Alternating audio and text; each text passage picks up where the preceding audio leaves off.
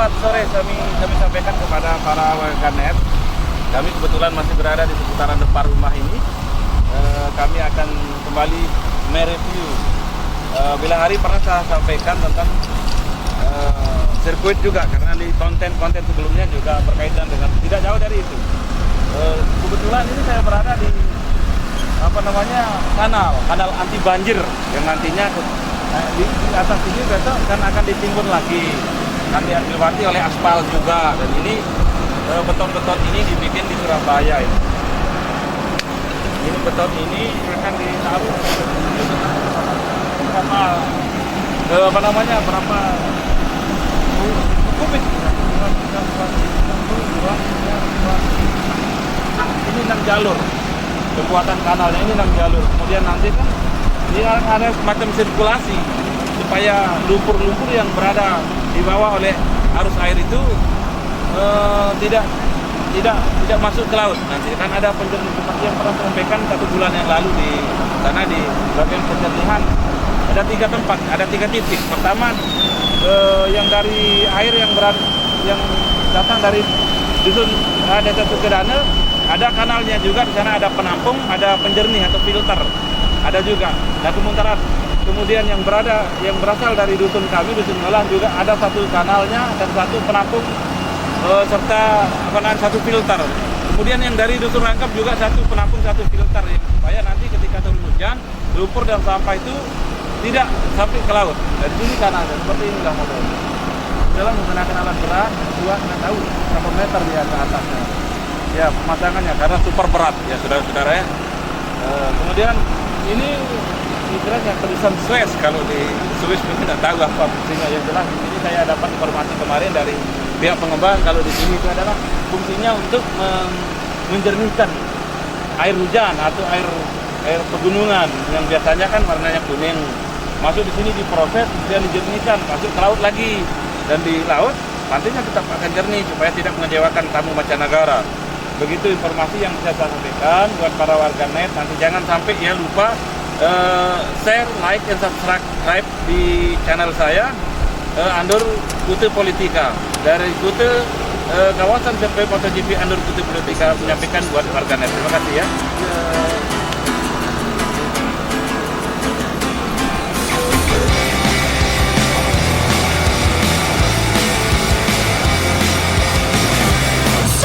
Save me from all I've done.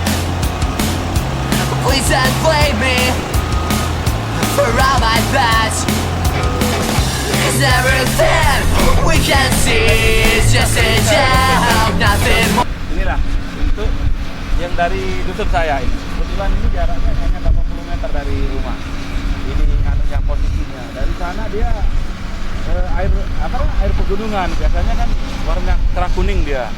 Nanti di sini airnya yang tadi saya sampaikan lewat sana dia ke barat tadi di segmen pertama tadi kanalnya sudah sampaikan. Di sini dia terusannya.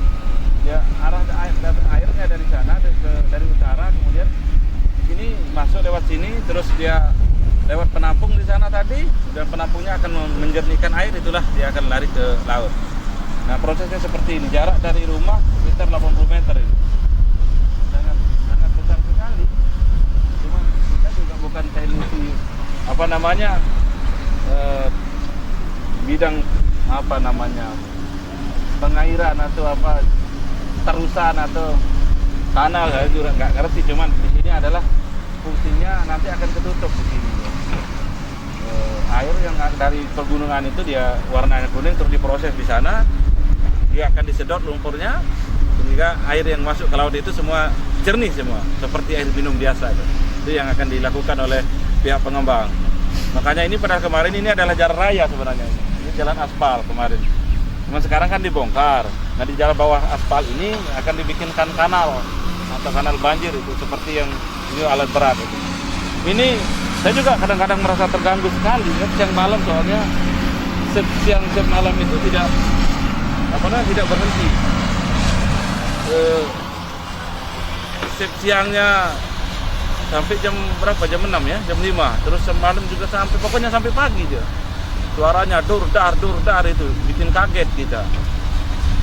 Saya juga ya mau gimana lagi.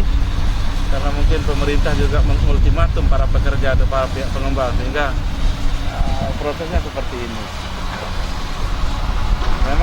Memang berat juga sih, cuman ya terpaksa. Saya harus rela menerima walaupun di depan rumah jaraknya cuma 80 meter begini, dekat. Pemerintah mungkin punya tujuan baik untuk meningkatkan grade nilai ekonomi warga Kuta atau Indonesia mungkin. Cuman seperti yang pernah sampaikan di YouTube saya yang sebelumnya tentang kekhawatiran warga dari Slovakia kemarin itu tentang 100.000 itu minimal 100.000 pengunjung yang dari luar negeri akan hadir untuk melihat kompetisi balap internasional MotoGP ini. Kemudian sanggup nggak pemerintah mengakomodir mereka ketika dia tidur di mana dari segi pertalaiannya, sementara full moon yang 8 lantai itu masih belum siap, begitu juga yang 5 lantai yang di Tasura itu masih belum siap, sementara durasi yang ada sekarang hanya beberapa bulan lagi, artinya masih sangat sedikit, minim sekali. Ya, jadi saya juga mau ngomong apa lagi, kita ngomong begini juga apa percuma. Yang penting saya akan perhatian saya ini jangan sampai ada keributan, ada begini, itu juga nggak enak. Yang kemarin itu terjadi yang gara-gara penolakan undang-undang Omnibus Law atau Cipta Karya itu Cipta Kerja, ya berefek juga di sini, dikirain begini. Tapi di sini kan orang yang mau PHK dikasih pesangon, tidak ada istilahnya. Cuman kita sebagai masyarakat itu janganlah kalau kita dengar pemberitaan yang belum tentu ada nilai kebenarannya, ya ditelusuri dulu, ditelaah dulu, dipelajari dulu baru kita. Tapi saya juga satu sisi saya dukung mahasiswa. Kalau memang nanti diberikan penjelasan secara detail oleh pihak DPR, ya mana yang poin-poin yang memang merugikan masyarakat, ya silakan dituntut dicabut yang memang merugikan gitu kan. Tapi kalau yang menguntungkan ya tidak usah dibatalin dah.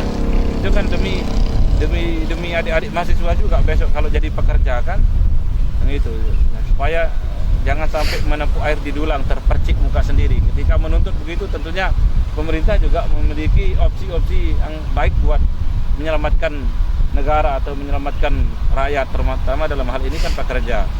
Nah, terus sedikit saya komentari tentang ini sambil saya lihat alat beratnya yang beroperasi untuk Pilkada Lombok Tengah ya. Tolong pilkada damai dan jangan saling klaim-klaim segala macam ya. Nah, kalau memang ada yang mau mengklaim pemerintah daerah atau hasil daripada si Meres, si Mantap, si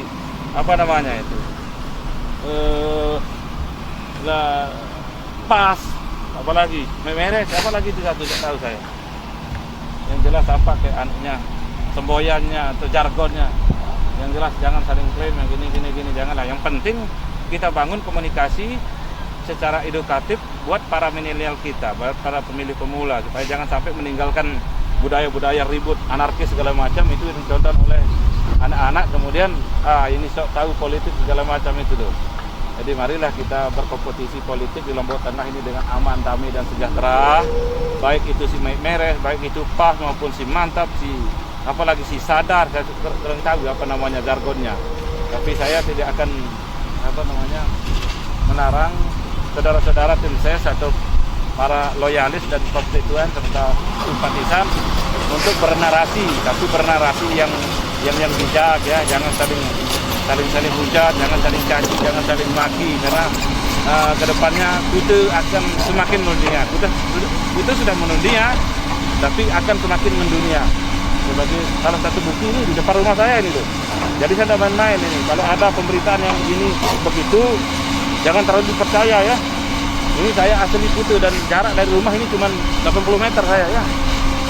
Sirkuitnya ini. Kalau memang nanti ada yang teman-teman, para netizen, warganet atau para pengguna YouTube atau Facebook yang butuh informasi tentang progressing sirkuit MotoGP Mandalika ini, bisa dihubungi saya 24 jam aktif kok nomor saya itu di nomor 0817721664 XL ya, dan WA saya di 082340021 396. Nah ini supaya lebih fakta, jangan terima dari orang yang tidak tahu persoalan ya. Oke, salam buat teman-teman, selamat berkompetisi di Pilkada Lombok Tengah, duel Pilbub Lombok Tengah. Ya, semoga Pilkada Lombok Tengah ini menjadi sebuah referensi, menjadi sebuah patokan bagi pemilihan kepala daerah lainnya. Kita akan menjadi yang terbaik ya. Oke, dari Kute Mandali ke Andur Kute Politika menyampaikan buat para warganet. Terima kasih. Assalamualaikum warahmatullahi wabarakatuh.